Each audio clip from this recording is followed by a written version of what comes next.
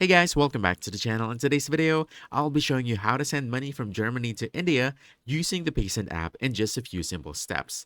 But before we get started, if you want to save on transfer fees, you can use the link from the description below to create your own account, and your first transfer with Paysend will be completely free. Now, with that out of the way, let's dive in. First, go ahead and open the Paysend app and go to the transfers selection, then tap send. Then you want to choose send to someone else. From here, go ahead and choose the country you're sending money to. In this case, we're going to choose India. Then choose the receiving method. It could be bank account or digital wallet. In this case, let's go ahead and choose bank account.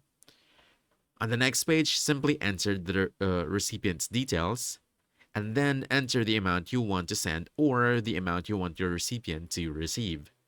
After that, go ahead and select how you'll pay. So you can pay either debit or credit card, bank account, Apple Pay, or even Google Pay. After that, go ahead and review the review and send. Just carefully check all the transfer details and tap confirm and send once you're done. And that's it. You've successfully sent money from Germany to India using Paysend in just a few simple steps. So if you found this helpful, don't forget to hit that like button, subscribe for more quick guides, and I'll see you in the next one. Thanks!